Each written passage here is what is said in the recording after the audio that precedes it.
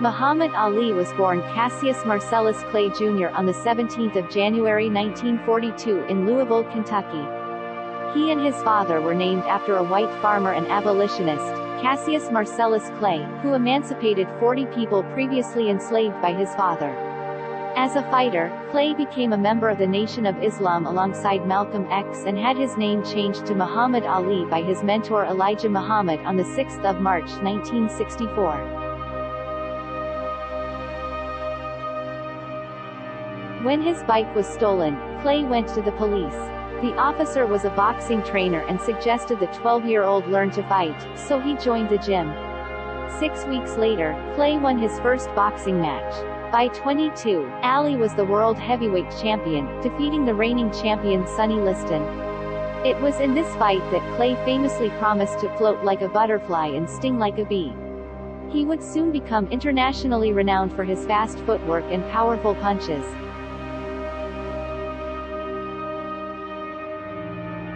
In 1960, 18-year-old Clay traveled to Rome to represent the U.S. in the boxing ring. He defeated all his opponents and won a gold medal. Upon his return to the United States, he was refused service at a diner in his home state while wearing his medal because of his race. He later told reporters that he threw the medal off a bridge into the Ohio River. In 1967, Ali refused to join the U.S. military and fight in the Vietnam War, citing religious reasons. He was arrested and stripped of his title. Further, the New York State Athletic Commission suspended his boxing license, and he was convicted of draft evasion, sentenced to prison and fined. During his suspension from boxing, Ali took up acting in New York for a brief time and performed in the title role of Buck White.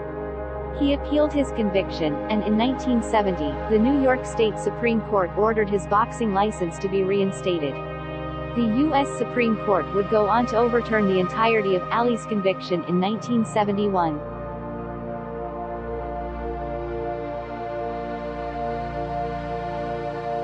Muhammad Ali was known to compose verses with which he would taunt his opponents in the boxing ring. He preferred iambic pentameter. In 1963, he recorded a spoken-word album called I Am the Greatest. His talk in the ring earned him the nickname the Louisville Lip.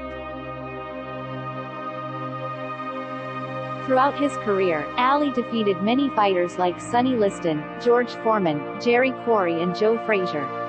With each victory, Ali gained popularity and further solidified his reputation as heavyweight champion. Across his 56 victories, he delivered 37 knockouts. After his license was reinstated, Ali worked his way back to the heavyweight championship. On the 8th of March 1971, he entered the ring against the undefeated Joe Frazier. Frazier would defend his championship title, beating Ali in the final round. This night was dubbed the Fight of the Century, and landed Ali his first defeat as a professional boxer. He would go 10 more fights before losing again, and in 6 months' time, he even defeated Frazier in a non-title match. In 1974, Ali went toe-to-toe with undefeated champion George Foreman in Kinshasa, Zaire, now the Democratic Republic of the Congo. Zaire's president at the time wanted positive publicity for the country and offered each of the fighters $5 million to fight in Africa. To ensure the fight would be viewed by an American audience, it took place at 4 a.m. Ali won in 8 rounds and regained his heavyweight title after losing it 7 years prior. He employed a new strategy against Foreman, leaning on the ropes to absorb the blows from Foreman until he was tired out.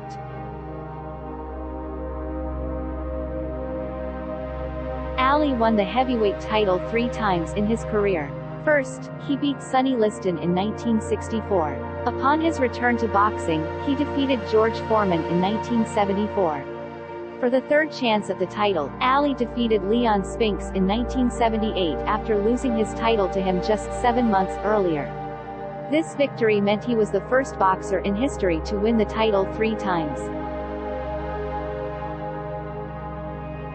Ali retired from boxing in 1979, to briefly return in 1980. He would retire for good in 1981 at age 39.